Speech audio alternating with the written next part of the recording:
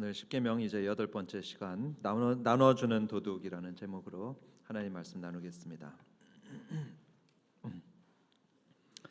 여러분 지금 계속해서 십계명 말씀 듣고 있는데 무슨 생각이 드십니까? 이 십계명 만만한 게 아니구나.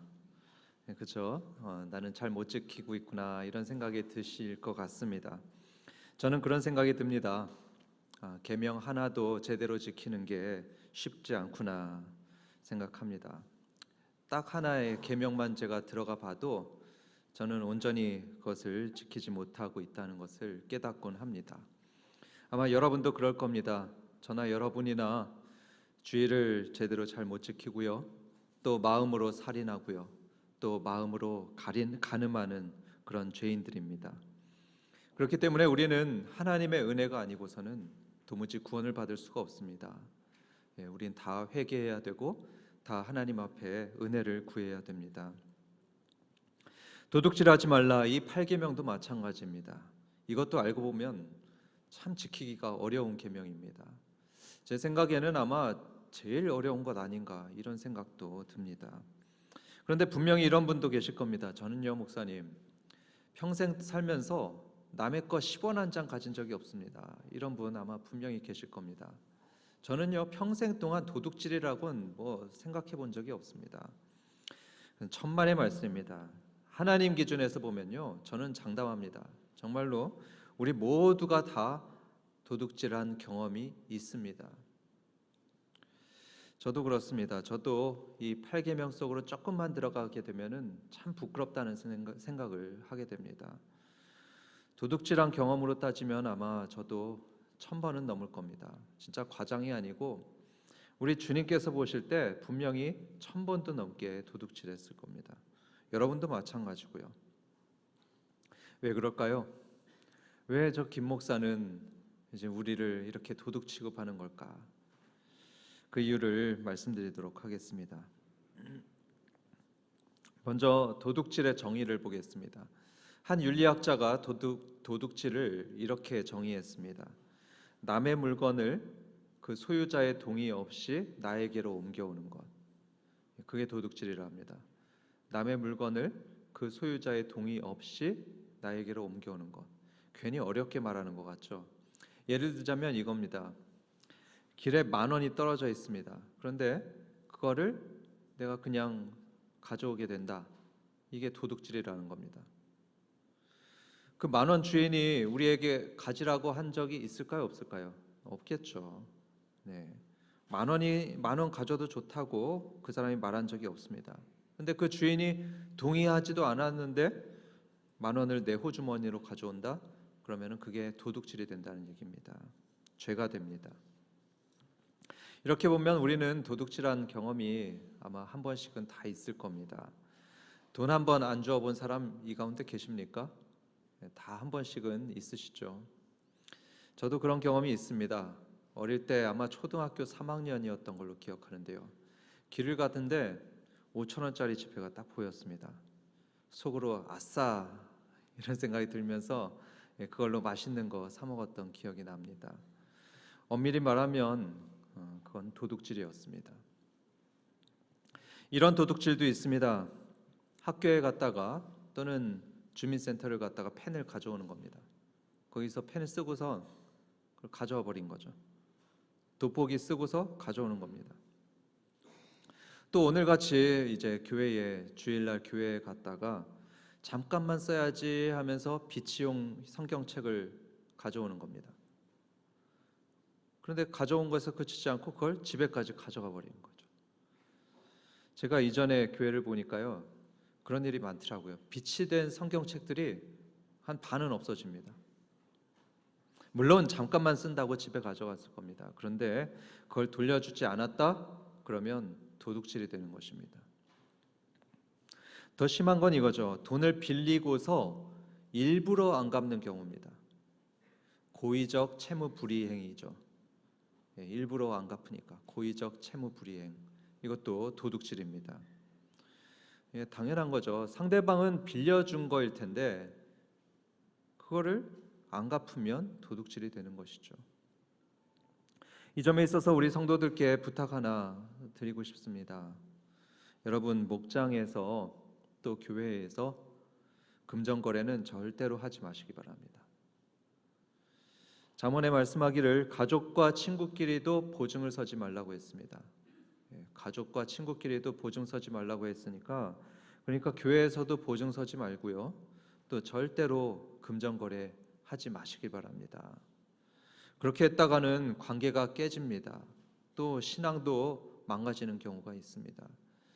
제가 지금까지 알고 있는 사람만 몇 사람 되는데요. 바로 이 금전 문제 때문에 신앙을 잃어버리고 교회에 안 나오는 사람들 몇몇 있습니다. 만약에 조금 넉넉해가지고 내가 좀 형편이 괜찮아서 주는 건 괜찮습니다. 빌려주는 게 아니고 그냥 주는 거 그거 괜찮습니다. 그런데 빌려주는 거, 이자 받는 거 그거 절대 안 됩니다. 우리 한박교회에서는 그런 일이 있으면 안 되겠습니다. 여기까지 우리가 일반적으로 생각하는 도둑질에 대해서 들었는데요. 그런데요, 하나님이 보시는 도둑질은 이 일반적으로 생각하는 도둑질보다 2배, 3배 이렇게 범위가 좀 넓다는 것을 발견하게 됩니다. 8계명을 해설한 이 하이델베르크 신앙고백서를 보면 도둑질을 이렇게 설명하는 것을 보게 됩니다. 자, 8계명 백신문에서 말하는데 8계명에서 하나님이 금하시는 것은 무엇입니까? 정답이 하나님은 국가가 처벌하는 도둑질 그리고 강도질만 금하시는 건 아니고, 그건 기본이죠. 그것만이 아니고 이웃의 소유물을 자기의 것으로 삼으려고 행하는 모든 악한 속임수와 방법을 도둑질이라고 말씀하십니다. 강제로 또는 합법을 가장하고 이런 일들을 저지를 수 있는데, 곧 거짓 저울이나 자, 돼, 불량품, 위조지폐, 고리대금 또는 이밖에, 그러니까 이밖이니까 다른 게 많이 있습니다. 이밖에 하나님이 금하신 일들입니다. 여러분, 이걸 보면 하나님의 법은요, 헌법보다 넓습니다. 법률보다 더 넓습니다. 국가가 벌하는 그 도둑질, 강도질 이것만 금하는 게 아니고요, 그 이상입니다. 남의 걸 자기 걸로 만들려는 모든 속임수 그리고 모든 악한 방법들이 다 도둑질입니다. 예를 들어 보겠습니다. 여러분, 정해진 퇴근 시간 있죠? 그런데 그 정해진 퇴근 시간 전에 자기가 먼저 집으로 간다. 이거는 엄밀히 말하면 도둑질입니다. 누가 허락하지 않았는데 그 계약된 시간 이전에 퇴근하는 거, 이건 도둑질이죠. 뉴스에 이런 게 종종 나오곤 하는데요. 요즘에 이런 사장들이 많다고 합니다. 일은 전혀 안 해요. 일은 전혀 안 하는데 회사에서부터 수천만 원이나 되는 월급들을 그냥 받는 겁니다. 이건 도둑질이죠. 그런 도둑질하는 사람들이 많이 있다고 합니다. 또 두 번째, 이런 예도 들겠습니다. 우리가 출근했다고 출근 카드를 이렇게 긁습니다. 그런데 그렇게 긁고서 일하러 가는 게 아니고 밖으로 나가요. 밖에 나가가지고 차 마시면서 노는 겁니다. 이거 도둑질입니다. 그리고 또 일도 없는데 야간 근무를 신청하는 거예요. 그래가지고 추가 수당을 받는 겁니다. 이것도 역시 도둑질입니다. 또 여기 청년들께서는 좀 잘 들어보시면 좋겠는데요. 음악이나 영화를 불법 다운로드 받는 거, 이거 도둑질입니다. 여러분들 모르시고 아마 하시는 분들이 있을 텐데, 합법적인 경로 외에 무료로 그렇게 다운받는 거, 이거는 도둑질입니다. 우리 청년 여러분, 그거 하시면 안 됩니다. 그리고 이 말씀은 드릴까 말까 참 고민했었는데 부끄러운 말씀을 하나 드리도록 하겠습니다. 요즘에 신대원에 어떤 학생들이요, 신학책이 보통은 이렇게 두껍거든요. 이 두껍고 비싸다 보니까 그걸 PDF 파일로 만들어 가지고 무료로 보는 경우들이 좀 있다고 합니다. 옛날 같으면 이제 불법 제본을 하는 거죠. 물론 돈이 없다 보니까 그러는 거 이해합니다. 우리 전도사님들이 돈이 많이 없어요. 그래서 교회들에서 조금 좀 해줘야 되는데 너무 이렇게 안 주다 보니까 그런 거 이해합니다. 그렇지만 이해는 하지만 그건 도둑질이라는 사실에는 변함이 없습니다. 저자들이 1년 넘게 피땀 흘리면서 쓰는 것들, 그리고 또 출판사에서 수천만 원 들여가지고 만든 거를 무료로 그렇게 이용하는 거, 도둑질인 거죠. 제 마음이 너무 안타깝고 참 답답해가지고 신대원에 가가지고 가르칠 때 학생들한테 이렇게 엄하게 얘기했습니다. 여러분, 목사가 될 사람들인데요, 여러분 그런 짓 하시면 안 됩니다. 절대로 그거 하지 마십시오. 도둑질입니다. 경고했습니다. 또 뺑소니도 도둑질입니다. 뺑소니요. 남의 차를 실수로 굴죠. 그런데 배상 안 하고서 뺑소니 치죠. 그거 도둑질입니다. 한 윤리학자가 이렇게 얘기를 했습니다. 기독교 윤리학 교수인데요. 그렇게 남의 재산에 손해를 입혔을 경우, 그래서 배상을 안 했을 경우엔 그건 도둑질이라고 합니다. 아까 봤던 하이델베르크 신앙고백서에 보면 이런 구절이 있습니다. 강제로 또는 합법을 가장하고 도둑질할 수 있다. 아니, 이게 무슨 말입니까? 어떤 도둑질에는 합법적인 도둑질도 있다고 합니다. 그런 도둑질이 뭐가 있을까요? 과도하게 세금을 징수하는 겁니다. 과도하게 세금을 징수해서 남용하는 거. 이거 국민의 재산을 도둑질하는 겁니다. 국민의 돈을 절도하는 행위예요. 또 일부 공직자들은 국민 재산에 해를 끼치면서 자기에겐 유익을 가져오는 그런 공직자들도 있습니다. 그건 역시 도둑질이죠. 합법을 가장한 은밀한 도둑질입니다. 아니, 굉장히 큰 도둑인 것 같아요. 웨스트민스터 대요리 응답 141문에서는 8계명을 설명하면서 이런 말을 합니다. 각 사람에게 당연히 줄 것을 주고, 각 사람에게 당연히 줄 것을 주는 것, 이게 8계명의 의미라고 합니다. 이 말은 플라톤이 말했던 정의의 개념하고 굉장히 비슷한데요. 이 말처럼 우리는 각 사람에게 당연히 줄 것을 줘야 됩니다. 예를 들어서 어떤 사람이 노동을 해요. 또 일을 하고 나면 그 일한 만큼의 대가를 줘야 됩니다. 그래야지 정의입니다. 그리고 또 어떤 사람이 돈을 내잖아요. 돈을 내고 물건을 사려고 돈을 내면 그 가치에 맞는 물건을 줘야 됩니다. 그래야 정의입니다. 그런데 그렇지 않고 그 사람이 일한 것보다 적게 월급을 준다? 그러면 그건 도둑질입니다. 정의가 아닙니다. 그리고 또 고객이 낸 돈보다 품질이 안 좋은 물건을 준다, 또는 불량품을 준다, 이것도 역시 도둑질이죠. 정의가 아닙니다. 그렇기 때문에 저는 우리 기업하는 성도님들께 주님의 이름으로 부탁드립니다. 여러분 직원들에게 적절한 임금을 꼭 주시면 좋겠습니다. 요즘에 회사 운영이 정말 힘들죠. 그런데 그게 하나님의 뜻입니다. 그리고 정의예요. 또 물건을 판매하시는 성도님들 계실 겁니다. 물건 판매하시는 분들은 뭐 그럴 리가 없겠지만 형편없는 물건을 비싸게 팔면 안 됩니다. 그건 도둑질입니다. 그 대신에 적절한 가격에 될 수 있으면 품질이 좋은 물건, 그런 것들을 팔아야 됩니다. 그래야 8계명을 지키는 것입니다. 개혁주의자 루터가 이런 말을 했습니다. 여러분 새겨 들으면 좋겠습니다. 훌륭한 신발을 만들어서 적정 가격에 판매할 특별한 책임이 그리스도인들에게 있다 합니다. 그렇습니다. 우리 그리스도인들은 훌륭한 물건을 적절한 가격에 판매해야 될 그런 책임이 있습니다. 이번에는 조금 불편한 말씀 드리겠습니다. 한 목사님이 이렇게 강단에 서서 어느 날 이런 말씀을 했습니다. 여러분, 우리 교회에 도둑이 들었습니다. 사람들이 수근수근했습니다. 뭘 도둑 맞았지? 그때 목사님이 말합니다. 여러분, 헌금이 없어졌습니다. 이거 아마 내부자 소행인 것 같습니다. CCTV를 돌려보니까 외부에서 침입한 증거가 전혀 없습니다. 사람들이 더 수군거립니다. 도대체 누가 그런 짓을 했을까? 서로를 막 쳐다봅니다. 그때 목사님은 말라기서 3장 8절을 낭독합니다. 사람이 어찌 하나님의 것을 도둑질하겠느냐? 그러나 너희는 나의 것을 도둑질하고도 말하기를 우리가 어떻게 주의 것을 도둑질하였나이까 하는도다. 이는 곧 11조와 봉헌물이라.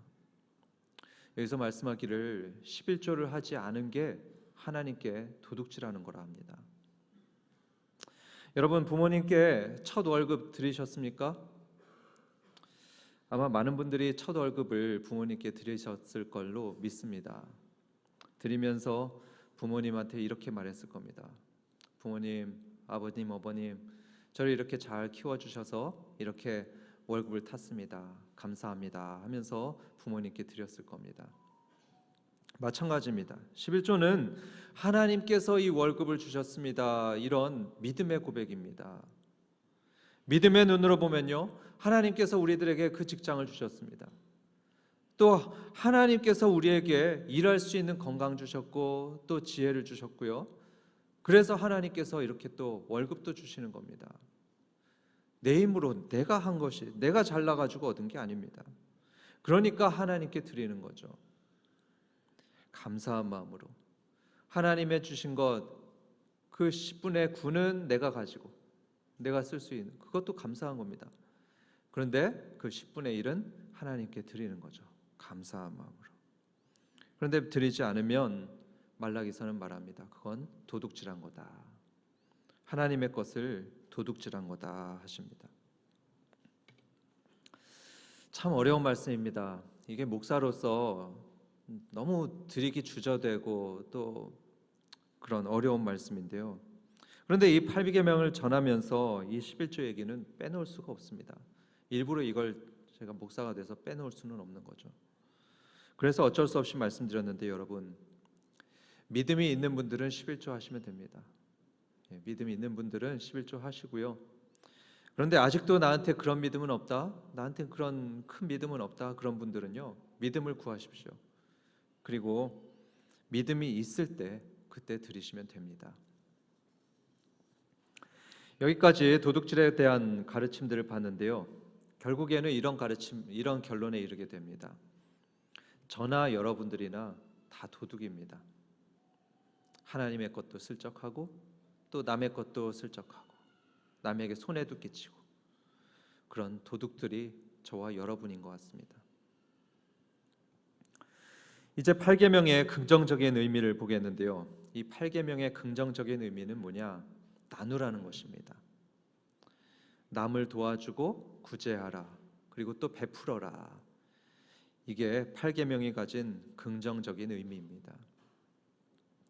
에베소서 4장 28절 이거 같이 읽으면 좋겠습니다. 에베소서 4장 28절 도둑질하는 자는 다시 도둑질하지 말고 돌이켜 가난한 자에게 구제할 수 있도록 자기 손으로 수고하여 선한 일을 하라. 네, 이거 계속 띄워주시는데요. 도둑질하는 자는 다시 도둑질하지 말고, 이거는 8계명이죠. 8계명을 그대로 얘기했고요. 그런데 그 다음에 뭐라고 합니까? 돌이켜, 이거 회개하라는 얘기합니다. 회개하고 가난한 자에게 구제할 수 있도록 구제하고 그리고 수고하여 무슨 일을 하라고요? 선한 일을 하라. 나눠주고 구제하라는 말입니다. 우리는 보통 생각하길 그냥 도둑질만 안 하면 되지, 이 정도만 생각할 수 있는데 하나님은 그게 아니에요.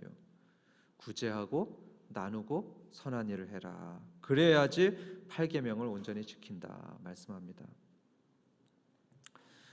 여러분, 이거 꼭 아셔야 됩니다. 만약에 도와줘야 될 사람이 보여요. 옆에 그런 사람이 있습니다. 그런데 그 사람을 도와주지 않았다? 나한테 도울 힘도 있는데 도와주지 않았다? 그러면 그건 죄입니다. 그 8계명을 어기는 것입니다. 신명기서 15장 7절부터 9절까지 이런 말씀이 있습니다. 이것도 같이 읽어볼까요?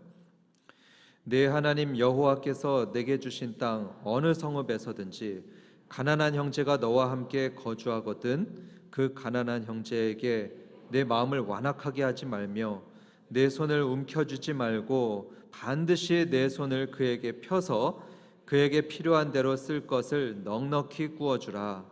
삼가 너는 마음에 악한 생각을 품지 말라. 내 궁핍한 형제를 악한 눈으로 바라보며 아무것도 주지 아니하면 그가 너를 여호와께 호소하리니 그것이 내게 죄가 되리라. 그게 우리에게 죄가 된다고 합니다. 그렇기 때문에 우리 하나님 믿는 사람들은요, 쫀쫀하면 안 됩니다. 쫀쫀하지 말고 인색하지 말고 나누고 베풀어야 되는 거죠. 아까 장로님 잘 기도해 주셨는데요. 지금 우리 사회에서 우리가 빛과 소금의 역할을 해야 됩니다. 그러려면 우리가 자꾸 쫀쫀하고 인색하지 말고 자꾸 나눠주려고 노력해야 되는 거죠. 참 감사한 건 우리 교회 성도들 중에는요, 그런 나누려는 성도들이 참 많다는 겁니다. 그런 성도들 제가 보면서 참 놀랄 때가 많이 있습니다. 얼마 전에도 그랬습니다. 식당을 운영하는 성도 그 매장에 제가 방문한 적이 있었는데요. 참 맛있게 음식을 만드시더라고요. 맛있게 음식 먹었습니다.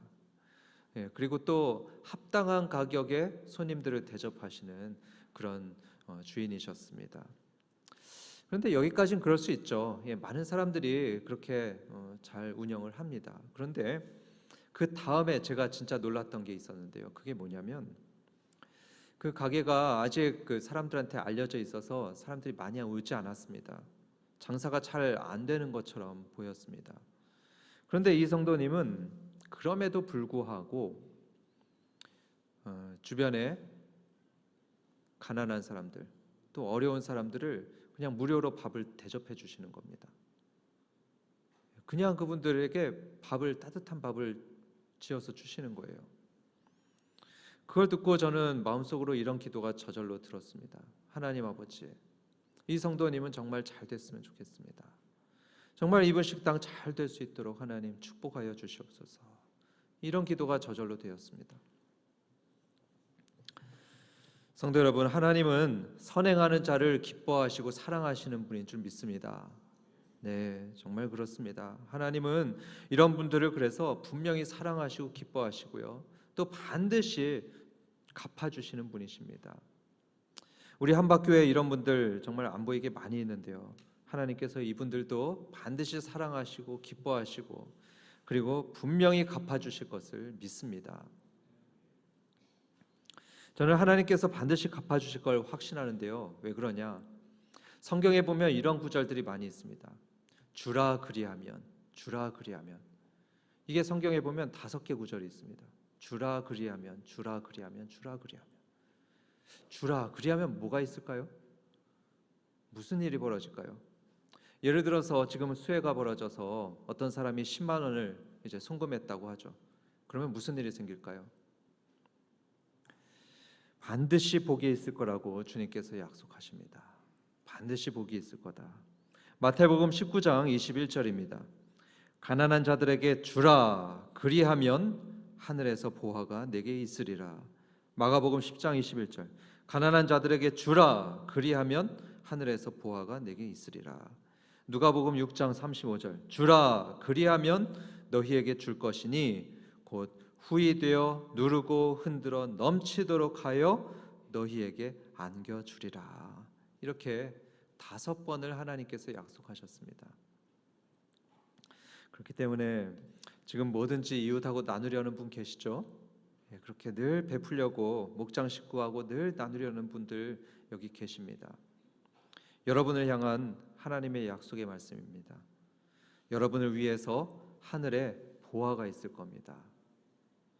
또 여러분에게 후히 되어 누르고 흔들어 넘치도록 안겨주리라. 하나님 말씀하셨습니다. 이 축복이 나누고 베푸는 여러분 모두에게 임하길 주님의 이름으로 축원합니다. 부끄럽지만 한 가지 간증을 나누려고 합니다. 저는 2017년경부터 어떤 말레이시아 선교사님을 개인적으로 후원하고 있습니다.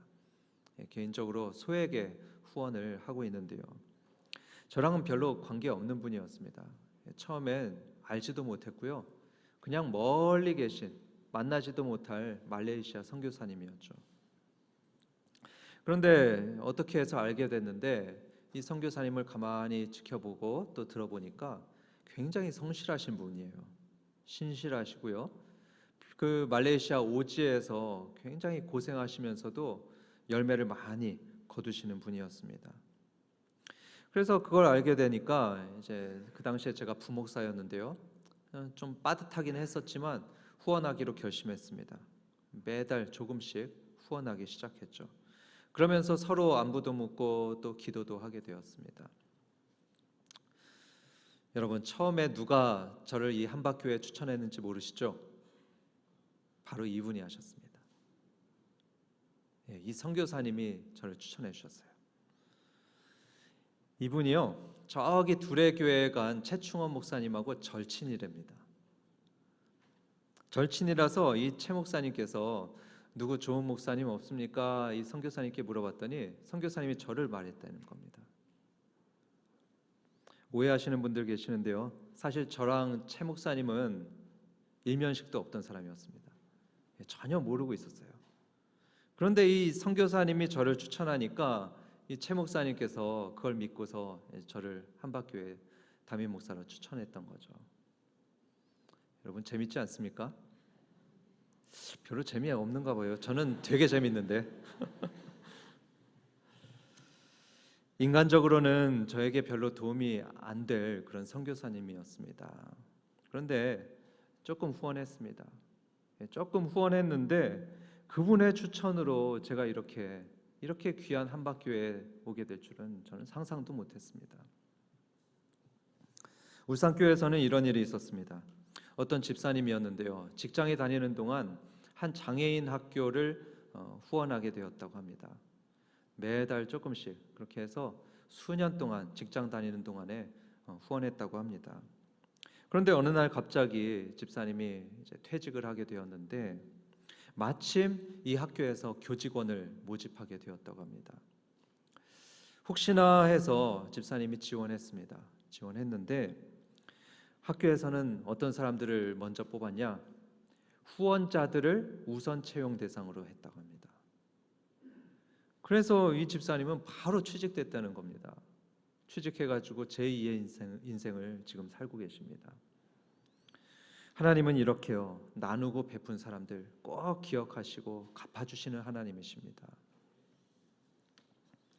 마지막으로 누가복음 16장에 나오는 한 청지기 얘기를 하겠습니다. 예수님께서 하신 말씀인데 요즘 버전으로 말씀드리겠습니다. 한 회사에 재정을 맡았던 청지기가 한 명 있었습니다. 재정을 맡은 청지기였는데 이건 완전히 고양이한테 생선을 맡긴 꼴입니다. 왜냐하면 이 청지기가 도둑놈이었기 때문입니다. 그래가지고 이 사람이 회사 돈으로 흥청망청 쓰는 겁니다. 술도 마시고 명품도 사고 흥청망청 썼습니다. 어느 날 회장님이 그 사실을 알고서 정말 막 분노해가지고 바로 잘랐습니다. 너 이번 달로 해고야. 바로 나가. 그래서 이번 달로 이제 이 사람이 나가게 되었죠. 해고당하게 된 이 청지기는 고민에 휩싸였습니다. 이제 다음 달부터 나는 뭐 먹고 살아야 되나. 그렇게 고민하다가 한 가지 생각을 하게 되었습니다. 이렇게 해야 되겠다. 이 회장님한테 빚진 사람들, 그 사람들 불러다가 빚을 좀 깎아줘야지. 왜 그런 생각을 했을까요? 이 사람들 그렇게 도와주면 자기가 회사 나가고 나서 자기를 도와줄 것으로 생각했기 때문에 그래서 빚을 탕감해 주기로 결심했습니다. 그래서 하청업체인 그 A업체 사장을 불러가지고 이렇게 물어봤습니다. 사장님, 얼마 빚졌습니까? 예, 얼마 빚졌습니다. 네, 50%만 내십시오. 안 그래도 회사가 너무 힘들었는데 이 사장님이 너무 기뻐하면서 돌아갔습니다. 그리고 B업체 사장님, 그 하청업체 사장님을 또 불러다가 물어봤습니다. 사장님, 얼마 빚졌습니까? 네, 얼마 빚졌습니다. 그러면 8알만 내십시오. 역시 힘들게 살았던 이 사장님도 기뻐하면서 돌아갔습니다. 이런 얘기가 또 누구 귀에 들어갔겠습니까? 회장님 귀에 들어갔죠. 회장님 반응이 어땠을까요? 이 녀석 진짜 힘드네. 끝까지 회사에 손해를 끼치는구나. 당장 고소해버려야지. 아니요, 이런 반응을 보이지 않았습니다. 누가복음 16장 8절입니다. 주인이 이 옳지 않은 청지기가 이를 지혜 있게 하였으므로 칭찬하였더니, 이렇게 합니다. 여러분, 이 회장님이 칭찬했다고 합니다. 놀랍지 않습니까? 야, 그놈 참 지혜롭다 하면서 칭찬했다는 겁니다. 참 이상합니다. 처음에 회사 돈을 흥청망청 썼을 때는 대노했습니다. 그러면서 잘라버렸습니다. 그런데 두 번째로 이 회사에다 또 큰 손해를 끼쳤을 때는 칭찬을 합니다. 잘했다고 합니다. 두 번 다 주인의 돈을 도둑질한 경우입니다. 자기 마음대로 썼습니다. 그런데 결과는 다르죠. 왜 그랬을까요? 두 가지 경우에 딱 한 가지 차이가 있는데요. 그게 뭐냐면 그 돈으로 남을 도왔냐 돕지 않았냐 이것입니다. 처음의 경우는 주인의 돈을 자기를 위해서만 썼습니다. 자기를 위해서 흥청망청 썼습니다. 즐거움을 위해서. 그런데 두 번째 경우에는 빚진 사람들을 도와줬습니다. 어려운 사람들 도와줬죠. 그 빚진 것들을 탕감해 주었습니다. 사실은 참 웃긴 일입니다. 자기 돈도 아닌데 그걸 가지고서 마음대로 사람들을 도와준 거죠. 뭐 자기가 무슨 의적 홍길동입니까? 왜 남의 돈 가지고서 그렇게 자비를 베풉니까? 그래서 제가 붙인 설교 제목이 뭐죠? 나눠주는 도둑입니다. 도둑이 나눠주고 베풀고 있는 거죠. 이게 참 희한한 얘기인데요. 이 얘기를 예수님이 제자들에게 다 말씀해 주고 나서 그 다음에 하시는 말씀이 정말 압권입니다. 예수님이 뭐라고 하시냐? 얘들아, 돈은 이렇게 쓰는 거란다. 이게 바로 지혜 있는 거다. 이렇게 제자들에게 가르쳤습니다. 우리도 마찬가지입니다. 우리가 가진 모든 것들은요, 하나님이 우리들에게 맡기신 겁니다. 다 하나님의 것입니다. 하나님이 주신 회사고요, 하나님이 주신 월급이고, 하나님이 주신 땅입니다. 하나님의 거예요. 그 하나님의 거를 나 자신을 위해서만 쓴다? 그야말로 도둑질입니다. 어쩌면 하나님께서 언젠가 해고하실지도 모릅니다. 반대로 주님께서 주신 거 남을 위해서 나누고 베풀면 어떨까요? 그러면 하나님으로부터 칭찬을 받을 겁니다. 내 거 아니고 하나님 걸로 베푸는데도 하나님은 그걸로 칭찬하시는 겁니다. 기뻐하시고 사랑하시는 겁니다. 복을 주실 겁니다. 그렇기 때문에 회사 운영하시는 분 계십니까? 그러면 이런 고민 정도는 한번 해보시면 좋을 것 같습니다. 이번 달엔 우리 회사 돈으로 우리 회사는 누굴 좀 도와볼까? 이렇게 고민해 보는 겁니다. 어떤 좋은 일에 돈을 써볼까? 때로는 이런 일도 있을 겁니다. 희한하게 내 노력보다 더 많은 돈이 들어올 때가 있을 겁니다. 희한하게 이상하게 좀 많은 돈이 수입으로 잡히는 거예요. 그러면요, 그건 하나님이 우리에게 맡기신 겁니다. 그러면 고민을 해봐야 돼요. 하나님은 왜 나에게 이렇게 더 많은 수입을 주셔서 어디에다 흘려보내기를 원하실까? 누구에게 나누기 원하실까? 이런 고민을 좀 해보셔야 됩니다. 바라기로는 우리 한박교회 성도님들 남들에게 손해 끼치는 그런 사람이 되지 말고요, 나누고 베푸는 사람, 그래서 8계명을 온전히 지키는 아름다운 성도님들 되시길 주님의 이름으로 축원합니다. 함께 말씀을 생각하면서 회개하는 기도, 그리고 또 다짐하는 기도하겠습니다. 하나님께 회개하면 좋겠습니다. 하나님, 8계명을 지키지 않았던 거 회개합니다. 욕심이 너무 많았습니다. 욕심이 많아서 다른 사람들에게 손해를 끼쳤고요, 하나님께 마땅히 드려야 될 것 드리지 못했고요, 또 도움이 필요한 사람들 돕지 않았던 거 회개하오니 주님 용서하여 주시옵소서. 그리고 또 앞으로는 우리 위해서 자기 생명까지 내주신 예수님 생각하며 감사한 마음으로 나누겠습니다. 기쁘게 나눌 수 있도록 저희 마음을 도와주옵소서. 이렇게 2분간 간절히 기도하겠습니다.